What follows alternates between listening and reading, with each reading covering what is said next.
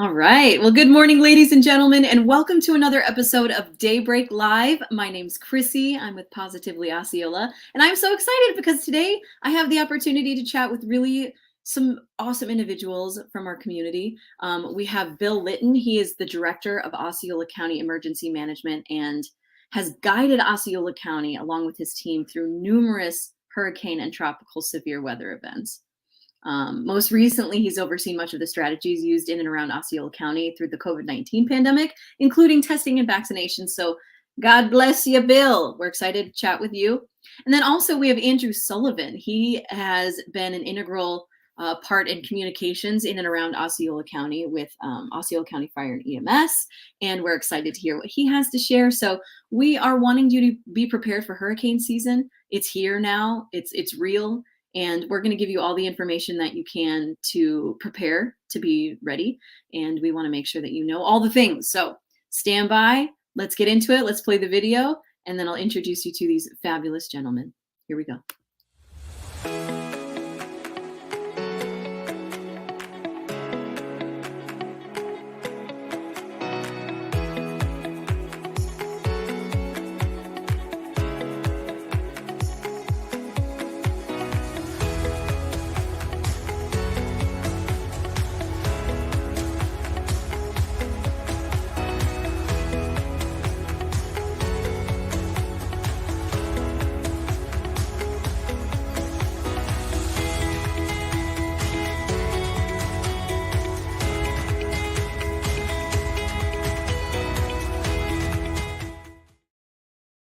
All right, we are officially into this episode of Daybreak Live. Again, welcome everyone. Good morning. If you're watching live, pop in the comments and say, hey, I want to see who's watching. You can just say good morning. You can say hi. You can ask questions. You can give comments and feedback, literally whatever you want. Pop it up there. And if I see it and you have questions, I'll pop them up and they'll be able to answer them for you. But keep in mind that we are posting, Positively Osceola is constantly posting all day long, every day, and we want to give you the news. So make sure you are following us, liking, subscribing, making sure you're getting all of your news on time and around the entire clock because we never stop. So let's get into it. Let's chat. Let's first I'll bring on Bill. So hey Bill, how's it going? Hey, good morning, Krissi. How are you? Good. Thank you so much for coming on today. I'm excited to hear what you have to share about hurricane preparedness, and I know you have a lot of experience in it. So tell us a little bit about what you do for the county. Sure. So I serve as the Director of Emergency Management for the county, oversee the operations here for our emergency management team, and then also that coordination. Even though we have a small team of 6 professional workers, we also coordinate with our county departments, our 2 cities, and then our external partner agencies that would activate during an EOC operation here. So pretty solid team here. I've been here since 2018 and I love working here in Osceola County and the team that we have here. So It's like a little team family community. That's fabulous. So you already know Andrew Sullivan then? Oh yes, yeah, and he's part of our team here. Even though he's with EM, we share him with us as well as our EM PIO as well, and then he's also our drone operator or drone licensed pilot for our fleet of 3 drones that we have within the county as well. Well, that's awesome. Yeah. Okay, well, let me bring him on so he can introduce himself. Hey, Andrew, how's it going?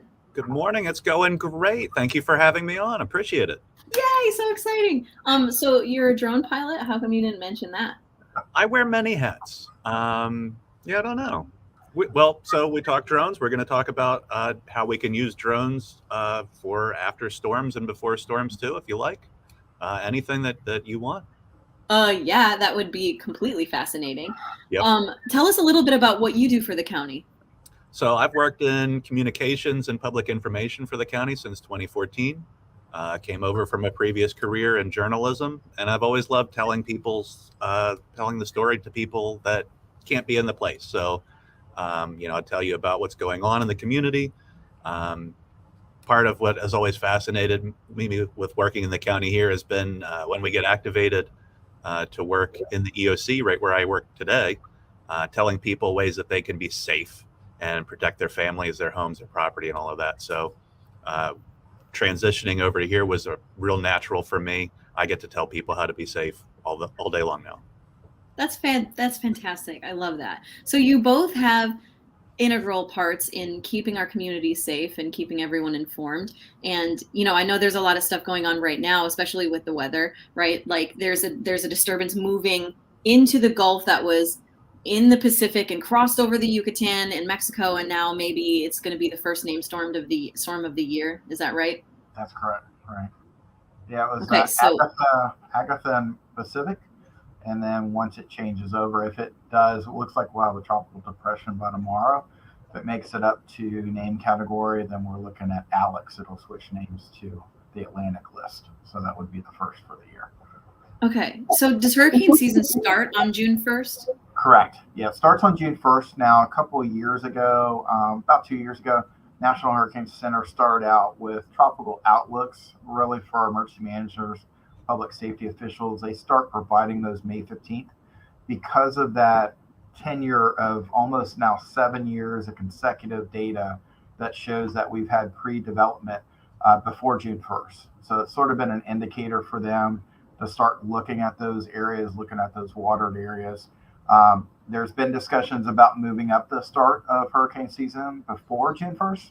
Nothing documented yet, but there's a possibility you might see that in the next several years. We might move into like mid-May instead of June 1st. But it traditionally and always has been June 1st, and then that would end on November 30th of each year. Yeah. I mean, and this is a pretty intense thing because this is almost half of our year that we need to be prepared for and just ready at any point. So tell us about how we can do that and what that means and why it's important, because some of us maybe aren't the best at being prepared. No, that's fine. It's one of our outreach tools. We just got off our weekend event, our Hurricane Expo Touch Truck, which was well attended. And it's interesting, we had the time to talk with a lot of our residents, and new and old, coming into our county. And for a high percentage of them moving into the area that they're not familiar with our weather, our hazards, our threats. So this is a whole new ball of wax per se for them. So it was nice getting that information to them. But yeah, now is the time to start preparing, and it runs in perfectly with the tax-free holiday or tax-free holiday for disaster preparedness, which started on Saturday. That will go through June 12th and allows you to get tax-free on certain items for your disaster preparedness kit, food item, medical kits, other supplies that you might need to restock your or make a new disaster kit now. Included this year now are some pet food items or pet supply items that had not been added in the past. As we know, pets are part of the families as well. We encourage our residents to make sure that you add those supplies, medical supplies, any equipment you might need for your pets. You add that to your disaster kit as well. So another needed item, probably that a lot of people don't think about a lot, is the documentation. So I encourage everyone to store their documents, from their house documents to insurance documents, other important documents, your social security cards, those type of things. Taking those either electronic pictures or storing them electronically and then putting them on a flash drive. Maybe store one with your disaster kit, and then if you have a safe deposit box at a financial institution, store a copy there. So if your house was ever damaged, you have backup data for all that information. And I always encourage our residents to take a step further too. And most of all of our residents have a smartphone, and very easily you can take photos of all your rooms in your house. That way you can inventory everything that's in your house as well, saving that to the flash drivers too. It's great having that data, so if the insurance adjuster ever comes, you'll look like really a big win for them, because you'll have everything documented. You're not trying to reconstruct everything in your head of what you had. So those are one things, and we encourage annually. I remember growing up with my family, we would always do an insurance review every year. Typically, you want to do that before hurricane season. We always say March, April is a good time frame. Now that we've got a storm sitting off the coast, just be very aware that once that storm is named, insurance companies will not issue any additional policies at that time. So that's just a standard practice for them. So just keep your eyes on that. And that goes for homeowners insurance, car insurance, or flood insurance. Those are the big things. And when we're talking about the kits, in the past, we've talked about 3 days. We've seen that is not sufficient anymore, especially with the amount of disasters that either the states or the federal government has to deal with, and especially after Maria, after we saw the impact of that with our brothers and sisters in Puerto Rico. We definitely encourage our residents to prepare for at least 5 to 7 days of self-sufficiency. So food, water, and those items that you would need to be sufficient and possibly without power for several days to make your family safe and well-being after that storm passes. Also, with our area, we're prone, even though we're inland, we're not really prone to storm surge, but one of those items is flooding. So definitely with a rainmaker like this storm that we're going to possibly see this weekend is the amount of rain that could be possibly in our area that could cause puddling and roadside flooding. But if it did linger over several hours or a day, we could get some flooding in the area as well. So I encourage all of our residents, regardless if you're in a flood prone area or low lying area, to go ahead and get flood insurance as well. It's that extra layer of protection, because most people don't understand their homeowner's insurance policy covers most items, but one of those things it does not cover from damages or protection is the flood damages from a tropical cyclone or hurricane. So any of that water damage that's caused from those type of systems would not be covered on your homeowner's insurance policy. So for that extra peace of mind, for about $400 to $500 a year, if you're not in a flood-prone area, you're protected there. So I encourage that. And then we were just about 2 months ago, we received word from the National Flood Insurance Program and the Community Rating System that Osceola County is one of the few counties in the state that has a Class 5 rating. And what that means is basically we can share that savings with our residents. So we have now a 25% reduction on their deductibles and our premiums for flood insurance here in the county, which is a huge win. So we encourage them to do that as well. So you're not only saying to make a kit, prepare yourself more than just 3 days, but you're also saying cover yourself and your home financially with insurance, because you never know what's going to happen. And it's just better if you just CYA, right? Correct. Yes. We know, and FEMA has, those programs afterwards, but they're not to make you whole. They're going to bring you up to what, to get you through stable, but they're not going to bring you up to the full project that, might have been when the storm started. So, there's individual assistance that would come into the area, but that would really just fill those gaps. So we encourage residents to have that full protection of homeowners insurance, renters insurance if you're in an apartment, Yep. And then also, that flood insurance. So, those are especially things to look at now. Yep. Okay.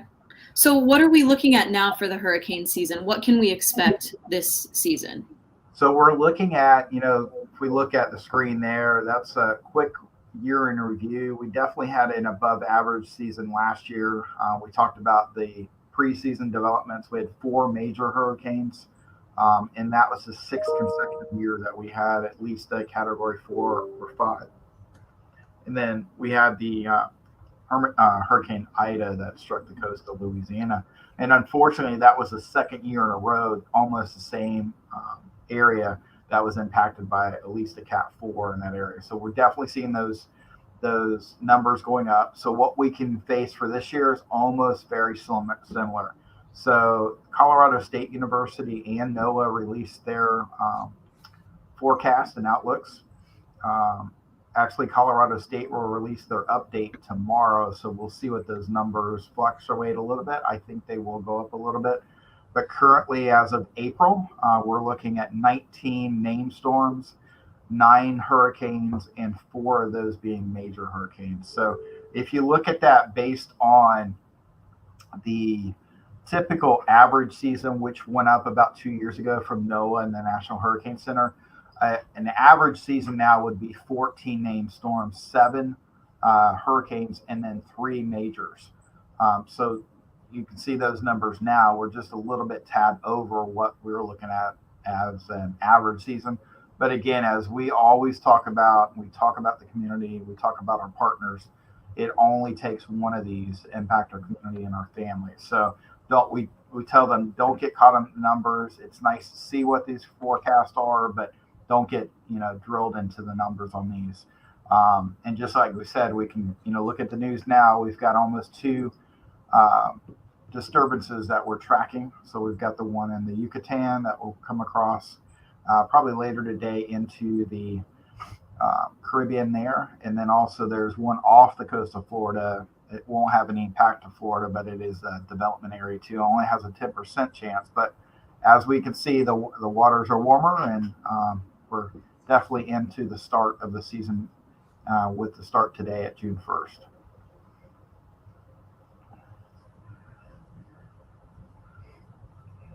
Having technical difficulties. My bad. Okay. So not only are we looking at these numbers, but we kind of don't even know where they're going to go. We can assume, we can guess, but let's not hold on to them because there's no way to know. Yeah, that's a great point, Krissi, because what we say, this is all a forecast or an outlook, and none of these numbers taking place or take into account land impact or landfall. So those really mainly developments that we would track. So any of those could or could not, landfall on the United States coast. Right. And we want to encourage people, regardless of what the numbers are, be ready anyway. As Bill said, it just takes one impact that comes through our area, and then everybody's having a really bad time. We know that, if you're a first timer, if you're a recent resident to the state of Florida, it can seem really daunting to be trying to accomplish all of this to prepare. Take it one task at a time, break it into manageable chunks, and just get it done. The first step is just to make that plan.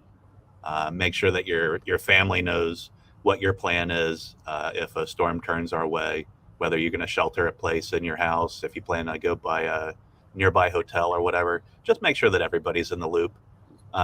If you're a seasoned pro, if you've lived here for years and years, and you've got everything down pat, great for you. We love that. Check in on your elderly neighbors, see if there's anything you can do for them, make sure your parents are set and all that. And as a community, we can work together and make it to where everybody's safe. Oh, absolutely. And this is what we're looking at now. This is the 5-day projected trail of the storm that you were just discussing earlier. So what are we looking at? What can we expect with this? So right now, we're looking at that red mark, and it's really just a disturbance right now. We're not even, it doesn't have a forecast, doesn't have the cone that you're similar with seeing. So basically, it's the remnants of Agatha as it crossed over Central America there. Target point is probably just there at the Yucatan, and then moving out probably later on today, early tomorrow, will be out in the Gulf of Mexico, and then that's when they'll look at some development there. But it's going to be very light development because of the wind shear that's in that area currently. Even though the waters are pretty warm and will encourage development, the wind shear is going to keep it pretty stationary on that. So we're probably looking at least a tropical depression. And what that means for us, based on a couple of the models, some of it have it going more southern approach to Miami, Key West area, which would really take up all that moisture. We'd probably see very limited rainfall over the weekend, but some have it going almost perpendicular, right across the southern portion of the county.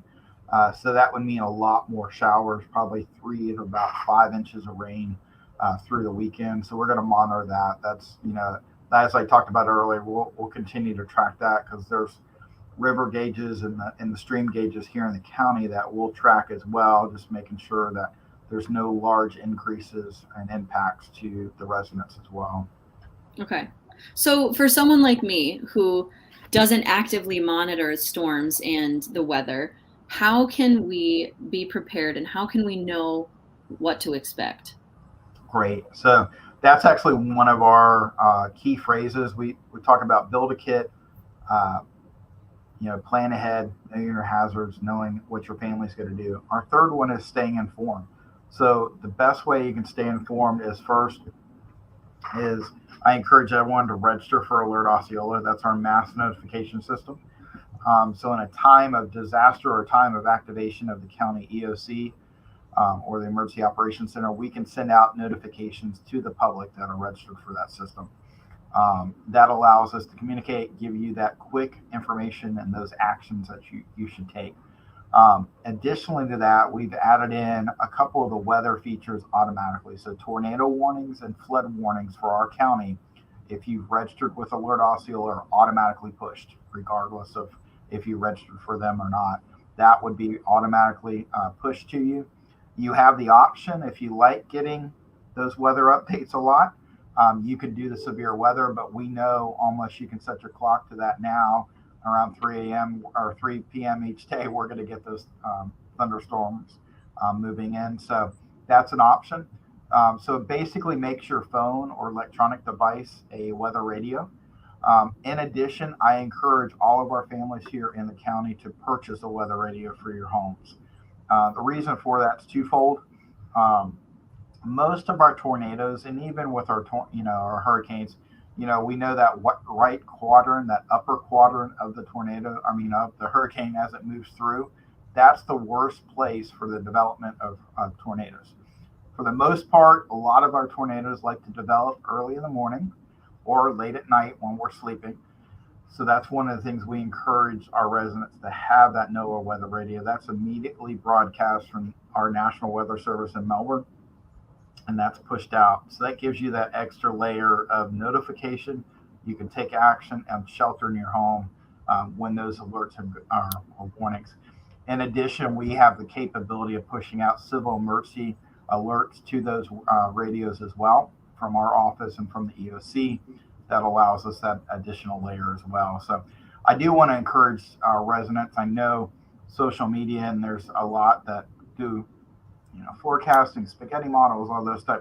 Make sure you're getting your sources from vetted, confirmed sources. So we're only going to share information from the National Hurricane Center, National Weather Service, and Melbourne as our vetted partners for those information. So we encourage you that. We know there's a lot that love to get into the field of meteorology or maybe track that, but be very cautious about that, because you're going to see multiple, as we call them, spaghetti models.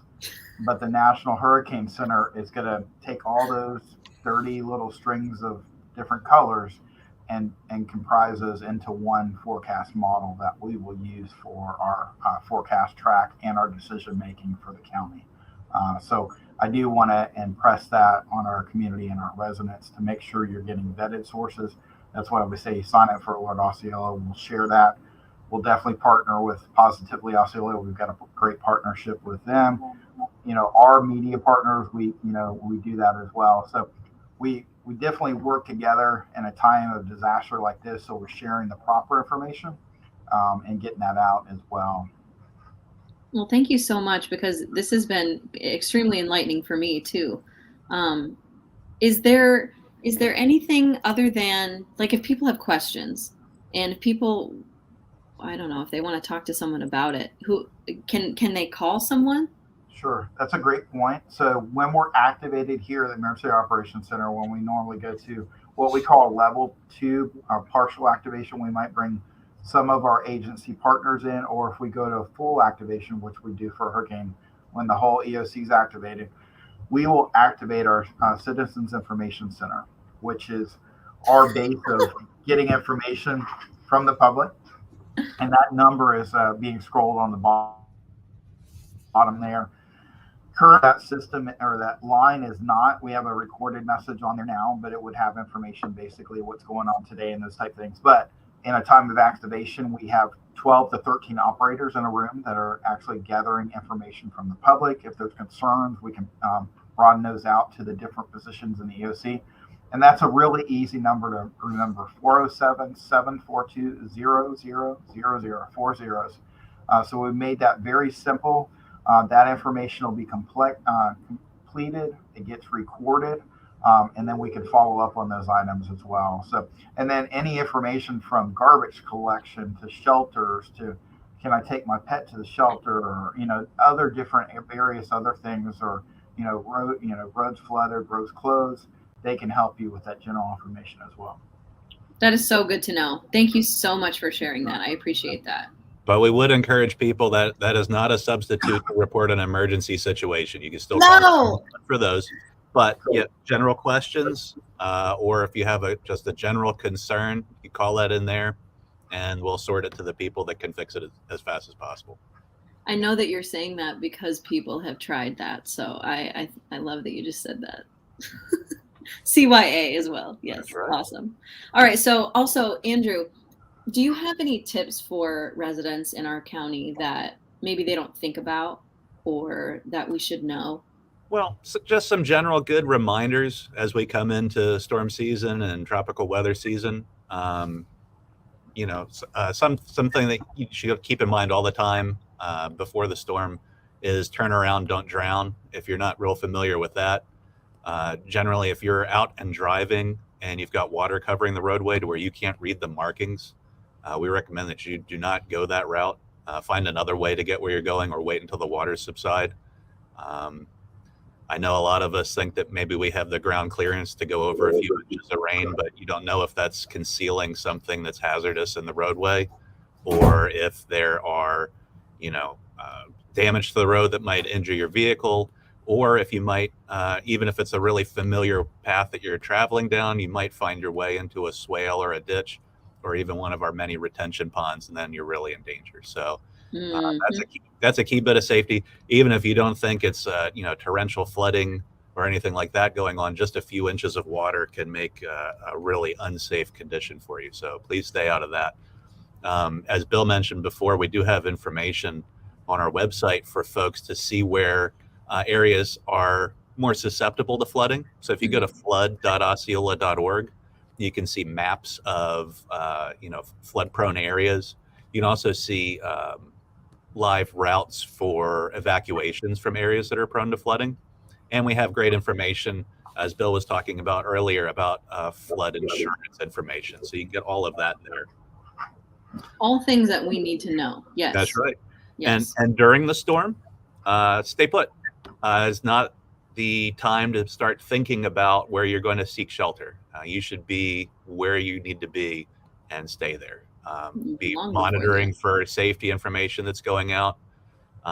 Know that if sustained winds from a hurricane or tropical storm, if they get too high, that your first responders may not be able to come to you. So still call in if you have an emergency and let us know. But you should be setting put. You should be monitoring your weather. You should be keeping informed on what the orders are. If you're supposed to stay indoors, please do that. Mm-hmm. Okay. So yep. we've got things we can do before, we've got things we can do during, and we have things that we can do after. Thank you for sharing all that information. I would love final thoughts before we wrap up from either of you. Yeah, just one thing as we're going through preparedness and, actually at the start of the season is encouraging the residents to take action now, and maybe have a place. We talk about shelters. We publish our opening shelter list once we're activated. We share that with, positively with our media outlets and those locations. But what we talk about when we talk about emergency shelters here in the county is those are a place of last resort. And we sum it up as it's a lifeboat, not a cruise ship. So those items, think about when you're there, you're only given a 20 by 20 square. And it's probably more in there. So you are there for your safety during the winds and impact. But if you can go with friends and family, 10, 20 miles away, not hundreds or 200 miles away from the area, that you can be safe and ride out the storm, then you can make those actions now and prepare now as well. So that's something else we'd like, to share with the community as well. Brilliant. Thank you. Andrew, any final thoughts? Yeah, just as stated before, it can seem like a daunting task to be prepared. Take it on now, one bite at a time, and you can do it. It starts with making that plan and then just build out that supply kit. You don't want to be in a giant line in front of a big box store the day before the storm starts. That doesn't need to be part of how we do things down here. So take advantage of the sales tax holiday. As Bill said, you have until June 10th. Buy what you need, get your batteries, get your, all the supplies that you need right now. Krissi, as you were saying, get a generator if you need a generator. Yeah. Never run those inside. After the storm passes, don't run them inside, and don't wire them into your fuse box. But read those directions. Read all the safety instructions for everything now. Have it in your head. All about keeping people safe. I love it. You made it through the storm. We're so glad for that. But don't make unsafe conditions afterwards. We're just here to keep you safe. That's all. Yes, absolutely. And thank you so much for all of that. This has been so enlightening for me. You have no idea. So thank you for that. And I'm sure there's lots of other people on here too who appreciate you so much, both of you and your teams and the community in general. So thank you for joining us, gentlemen. It has been an honor and a pleasure. Thank you, Krissi. Thanks for having us. Absolutely. Have a fantastic rest of your day. Have a great weekend. And I'm sure we'll chat again soon. So keep an eye on that storm for us, will you? Will do. All right. Bye, everybody. Have a great rest of your day.